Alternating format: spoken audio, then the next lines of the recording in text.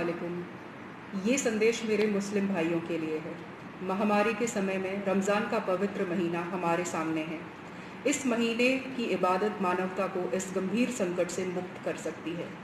चूँकि novel corona virus शारीरिक संपर्क से फैलता है, सोशल डिस्टेंसिंग मतलब जिस्म की दूरी इससे बचने के लिए सबसे प्रभावी तरीका है।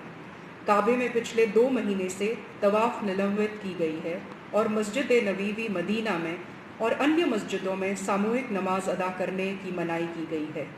भारी बारिश या मौसम की खराबी के दौरान पैगंबर साहब ने भी मुअज्जिन को ये ऐलान करने के लिए कहा था कि किसी भी मस्जिद में आने की ज़रूरत नहीं है और फ़र्ज़ नमाज घर पे ही अदा की जानी चाहिए।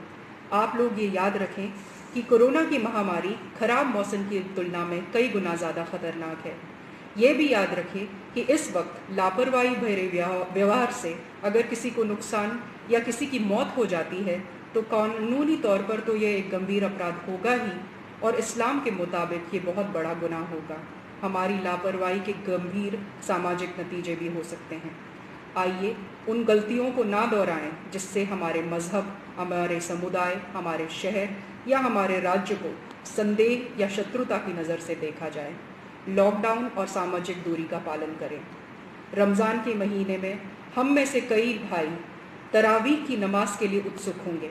हम जानते हैं कि ये फ़र्ज़ नहीं है। जब मस्जिद में जमात के फ़र्ज़ नमाज अदा नहीं हो रही है तो तरावीह के लिए मस्जिद में जाने का कोई कारण नहीं है। कृपया याद रखें कि तरावीह एक तरह से तहज्जुद या कलामुल लैल है।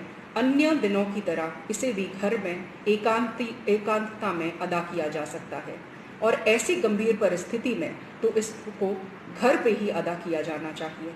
हदीस और इस्लामी परंपराओं के अनुसार महामारी, युद्ध और मानव संकटों के समय में साथ ही अगर उनमें से किसी खतरे से डर है तो मुसलमान घर पर नमाज अदा कर सकते हैं।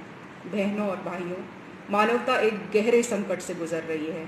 गरीबी और भूख जनता को परेशान कर रही है। अल्लाह की इबादत करने का सबसे अच्छा तरीका मानवता और लोगों की सेवा करना है।